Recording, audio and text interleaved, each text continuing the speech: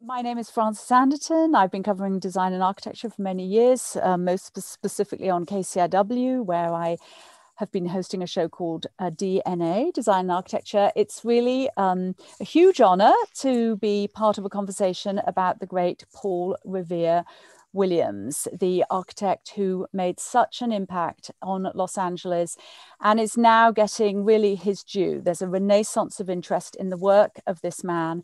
And we're going to talk about it. We're going to talk about it with two people who have both recently published books about his works. They're quite different approaches to discussing his work. One is by the architectural historian Stephen Gee, who together with architectural historians Mark Appleton and Brett Parsons has produced a book, Paul R. Williams. It's part of the Master Architects of Southern California, 1920 to 1940 series.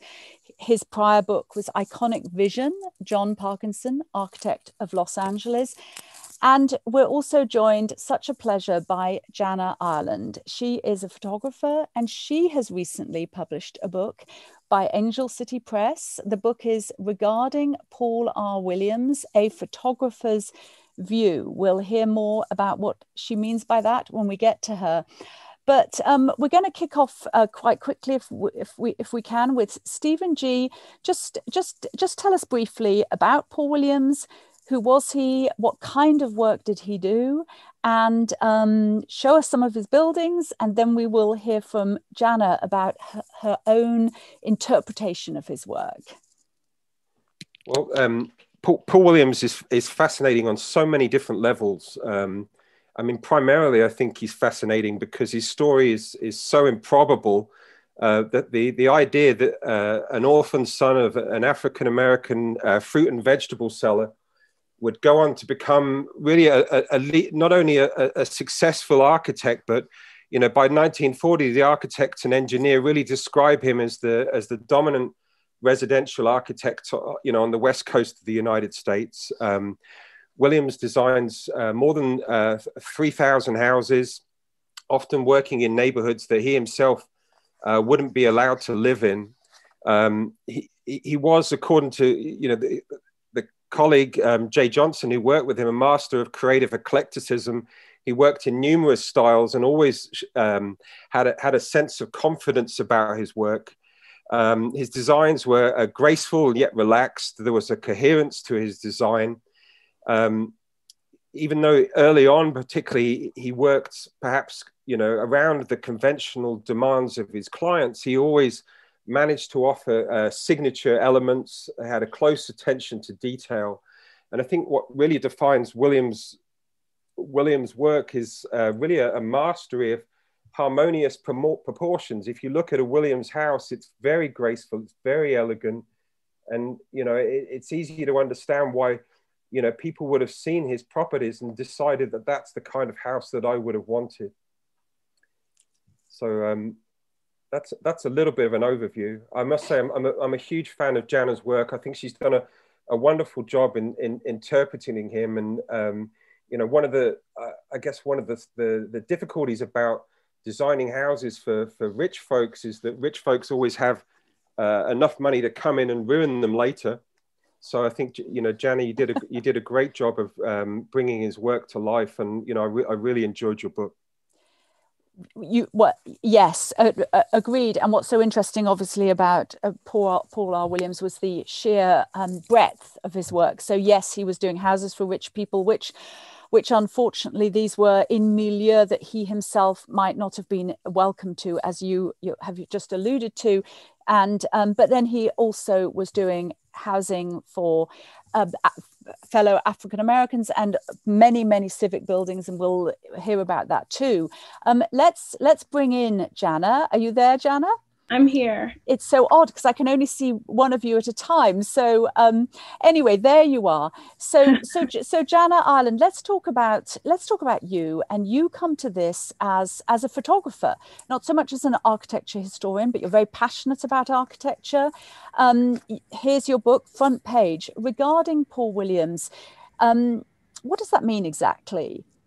Well, regarding can mean looking at something or talking about something or holding something in regard. And that was a word that the publisher came up with for the title. We had to have Paul Williams's name in the title so that you would understand that it was a book about him, but you also had to make it clear in the title that it was about the work of an artist interpreting Paul Williams's work and not something that was biographical or using historical photos. It was really important that it be clear what people were looking at. So that's what the title was trying to accomplish. And as we move through some of these slides, what will become very apparent for starters is that you come in the 20 teens and you photograph all in black and white.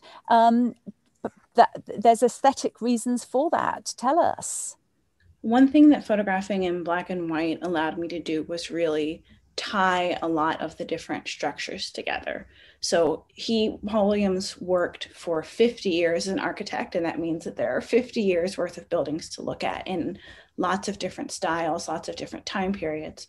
So photographing in black and white was a way to tie together all of those different kinds of structures and also to eliminate some distracting elements, like whether there's distracting paint or a distracting couch color, things like that are kind of flattened out by the black and white, and it allows you to look just at the architecture, or at least that's my intention.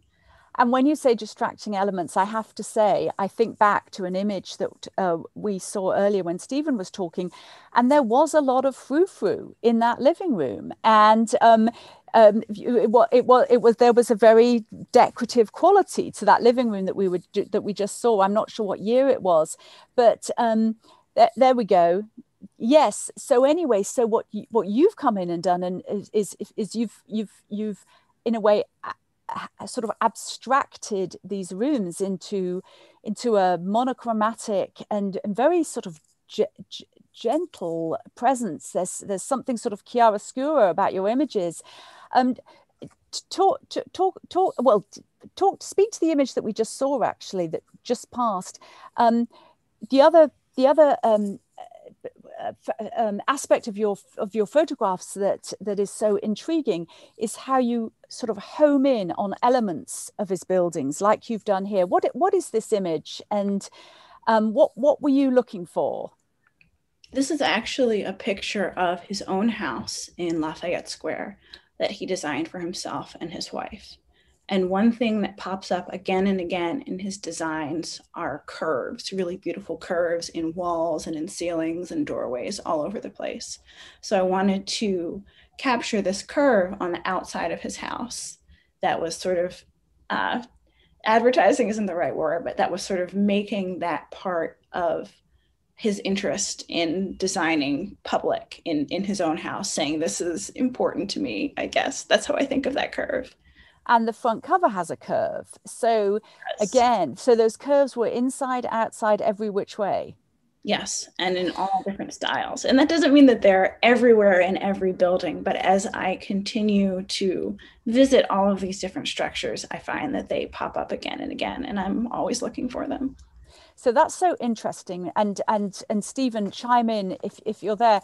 On the one hand, Paul Williams is noted for his eclecticism. He was skilled. He was a master of multiple historical styles. And yet you did find, Jana, as you looked at his buildings, certain thematic elements that would come up. Did you find that as well, Stephen? Yeah, no, absolutely. You see a lot of the houses where you have like an oval entranceway that led to an oval, an oval porch that led to an oval entranceway. There were certain, undulating lines is kind of an obvious one, but I mean, the key thing I think also that repeats is the sheer attention to detail. Mm-hmm. Williams paid very close attention to detail all over his houses. I think it's quite easy, even if he was working in a style that might be familiar to you, to walk into a Williams house and know immediately that he did it. Mm-hmm. His drawings, he really drew everything. He thought about everything and actually put it in the designs. So, So just to jump in, the very sort of exaggerated, decorated house you were looking at was E.L. Cord's house. He was, I guess, owned Auburn and Duesenberg automobiles. It was an particularly extravagant commission for Williams. It was his first house that was over $100,000. It wasn't typical of Williams houses to go kind of that over the top, but Cord was looking to make a particularly bold statement at the time. And one thing that was kind of interesting just about that house was I spoke to one of his Cord's relatives, who said that even though you see this very sort of historical or period inspired furniture, Cord was very insistent that he wouldn't sit on anybody else's chairs or lay in anybody else's bed. He wanted new, modern furniture. So when you look at Williams' story, it's often about Williams guiding his clients to sort of compromise their ambitions and fit within the bounds of good taste, which clearly Williams had. So, of course, one cannot talk about Paul R. Williams without talking about who he was, the person that he was.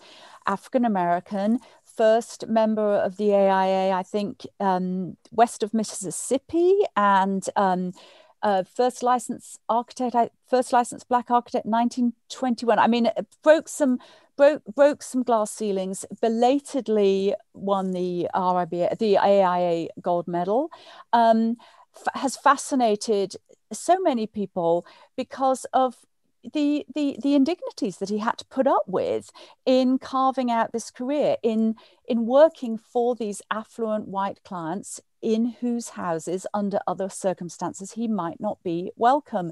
Really, what an extraordinary situation to be in.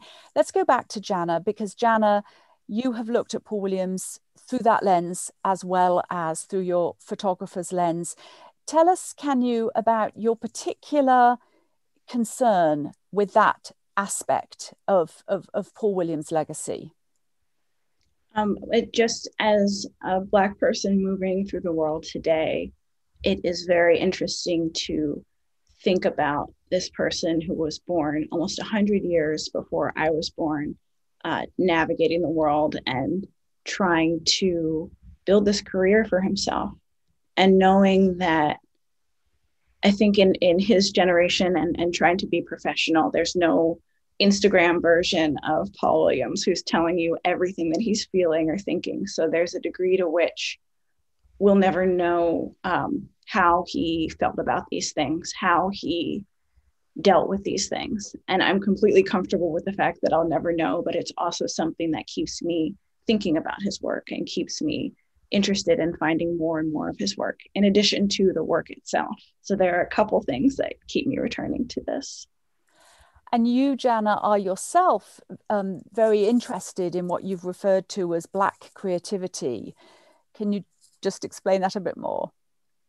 Well, he was born in 1894. And as you mentioned, his parents were fruit sellers. And he was really a pretty unique person in terms of his professional career. But he wasn't, if he became who he was, in spite of all of the struggles, I have to think that there are hundreds and hundreds of people whose work we will never learn about, or who were never able to do that work. So when I think about his work, I think of it as the tip of the iceberg in terms of Black creativity in his generation. And I think about other generations who weren't able to really show what they could do and what it means to be making creative work now, and whether there are the kinds of opportunities to make creative work that I've had for everyone. And in order to rise to the heights that he attained, Paul Williams was not just a master draftsperson in design, he also was a man of great style. He was a great, considered to be very charming. And he, in addition, had to do something that no white architect would have had to do in the time, which was to develop certain kind of techniques to enable his clients or his potential clients to feel comfortable in his presence. Do you want to talk about that, Jana? Sure. The story that most often gets told is about him learning how to draw upside down, which was both a tactic to keep a white client who was uncomfortable sitting next to a Black man from having to sit on the same side of the table as him, as well as a sort of magical thing that he could show someone and use to draw them into the work. So he was able to kind of do this performance of the drawing upside down, which I'm certainly really impressed people, and was a way to convince people who may not have worked with him otherwise that he was the person for the job. Now, so Stephen? Yeah, no, I was going to say also, I mean, if you look at an architect's career and you look at their journey to becoming successful, you know, many people have different paths. Paul Williams pursued a very narrow path whereby he entered a lot of competitions. So Paul Williams won national competitions, you know, which probably by all counts would have been fairly anonymous process. He would have submitted drawings, he would have submitted his name. It wouldn't be like today where they would go and Google him or find out, you know, or ask any personal questions about him. So he submitted these competition entries and won, you know, various significant competitions that established him really as a small home specialist, but also proved, you know, beyond any sort of real shadow of a doubt that he was better than most of the competitors that he would face if and it clearly wasn't, if it had been a level playing field, you know. So he had to go above and beyond to really prove himself, but he managed to do it, you know. And when I think about Paul Williams, you know, I think about the sheer determination, the number of times as a child that he was told that he really had no possibility of ever becoming an architect. It was a truly unrealistic dream for somebody like him to have, and yet he managed to find a way to do it despite all of these ridiculous obstacles that were placed in his way. So I think, you know, that there's a very sort of powerful human story to Paul Williams that is very inspiring in so many ways. Indeed, but there was a sort of interesting, I guess, I don't know if the word is upside, but some sort of upside, perhaps. In fact, that you reference yourself, Stephen, in your book. You've quoted from a 1963 article in Ebony, where Williams himself wrote, and I quote, "Well-trained draftsmen and designers are in demand, and I have found that a Negro architect with a flair gets more publicity today than the average architect." Why did you pick that quote, and what did it tell us? Well, I mean, it's in some ways it's a statement of Williams' survival. You know, that he managed to make it at a point where the system was entirely rigged against him. You know, and not only that, but he became so dominant. But in some ways, there's a certain sadness that goes along with that quote, because he's basically, you know, one of, if not the most dominant African-American architect in the United States. And he's getting a lot of attention because of the fact that he literally is one of a small handful that have really reached that level of prominence. So, you know, I just thought it was interesting to put that against the quotes from Paul Williams, you know, early career, when he's knocking on doors, trying to get jobs and getting rejected by people who he clearly knows have positions available, clearly knows that are looking for somebody with his type of skills, and he can't get them. And then, you know, you go through this whole career, you know, where by 1940, he's perhaps the most respected residential architect, or the most sought after, or one of them at least, in Southern California. And then moving into the 50s and 60s, and if there's a significant civic project that's up for bid, significant hospitals, you know, then Paul Williams' name is always in the mix. So I kind of thought that was interesting, and I, you know, wherever possible in this book, if it was possible to allow Williams to tell his own story, you know, express his own experience, we let him do it, you know. And one of the things about Williams is that he did do a lot of interviews. He was sought after as a spokesman, I think, on a lot of issues that, you know, perhaps he didn't always want to be. But, you know, because he'd achieved a level of success that was really unparalleled, he became, you know, a public figure and a sort of a go-to interview. So, yeah, no, I think, you know, it's just interesting that his career went full circle, and by the end of it, he'd achieved really an incredible amount of success. Jana, did you want to add to what Stephen was just talking about? Oh, I think that those are excellent points. And just in terms of the way that he talked about himself and his work, he talked a little bit about that in his essay from 1937 in American Magazine, which this panel is named after I Am a Negro. He talked about the ways in which his uniqueness in the field may have made him more appealing to some people, or may have made him interesting to people who might not have been interested in him otherwise. So I think there's a degree to which maybe there are people who worked with him just because they were curious about him. But also, I do wonder a lot about the ways in which his career was limited. What could he have done if he weren't limited in those ways? What would his career have been like if he didn't have to put up with the things he had to put up with, and if people were more open to him, to working with him? Interesting question. He did build an astounding amount, hundreds, if not thousands of buildings. And I think something that all of us are interested in, and both you two are contributing to changing, is the fact that that Williams got recognition somewhat belatedly, even as he was so successful in his own time. And to what do we attribute that? Is it because he was a very eclectic architect, or was there a racial element to this? Can you at least speculate on that, Jana?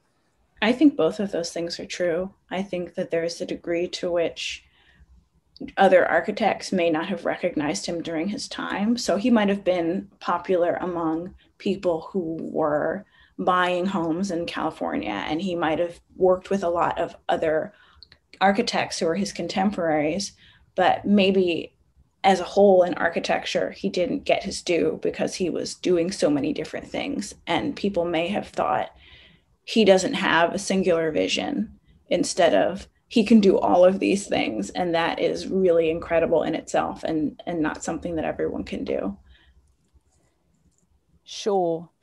Stephen? Yeah, I mean, I would totally agree with that. I think, you know, one of the most exciting things about his archive going into the Getty is that we can really look at the latter periods of his career more closely now and understand some of the places that he did really experiment with. You know, I think a lot of times when we talk about Paul Williams, because his story is so improbable, you know, because it's so unlikely what he achieved, it's hard to almost get down to the nitty gritty of what he actually did. And when you get down to the nitty gritty of what you did and see how innovative he was, how he experimented with different forms, you know, how, you know, his work with Quincy Jones and others was really sort of groundbreaking, and he would use it almost, I mean, he said he used, for example, the Palm Springs Tennis Club as a laboratory to experiment in different techniques. Once you know, as historians, you get a chance to really sort of dig into what he did, then I think the perception of him and the perception of what he changed will evolve. And you will see that the modern work that he did was incredibly important. His openness to new technologies was incredibly important, and it's not really been discussed in a way that perhaps it should have been. But you know, I have to be honest with you. I spend a lot of time reading about a lot of different architects that I think deserve more attention. But you know, Williams' story is truly remarkable. Yes, and I'm going to go back to Jana, and we're looking again at a single family house of Williams, but just remind us of the breadth of his work. You went to Las Vegas, you went to all parts of LA, finding projects. Just bring us up to speed on that part of Williams's legacy. So the project started in LA, just kind of what could I get to in Los Angeles, and it really started with residential projects. But as I kept working on it, I was able to go to Las Vegas, as you said, and get out of LA County a little bit and just start looking at homes that he designed in other places and different kinds of structures as well, looking at churches and mausoleums and just kind of beginning to get into the real variety that existed in his work. And it's still something that I'm working on getting a handle on. I'm hoping to go to Reno, Nevada. I'm working on a project with some people in Nevada, so I'm trying to get more of his work in Nevada outside of Las Vegas. I'm also hoping to get to some buildings that he designed on the East Coast. He was really a Southern California architect, but he designed things all over the country and in South America as well. So there's a lot to look at and a lot to learn about. And I'm also very excited about the Getty USC acquisition of his archives and what that might mean for the future of my scholarship of Paul Williams and for what other people are going to do. I think there's going to be some really wonderful work about him coming up soon. Well, that dovetails perfectly with our time out, which is right now. Jana Ireland, it's always a pleasure to talk to you. Thank you so much. Stephen G, likewise, always a pleasure to work for you. I want to make sure everybody knows about the books regarding Paul R. Williams, A Photographer's View is Jana's book. Paul R. Williams, we emphasize the R these days, don't we? Revere. Paul Revere Williams, Master Architects of Southern California. Stephen and Jana, thank you. Thank you, Frances. Always a pleasure. And likewise. And Stephen. And thank you, LCDQ Strong, staying strong for this year's Legends online. Thank you for watching this panel.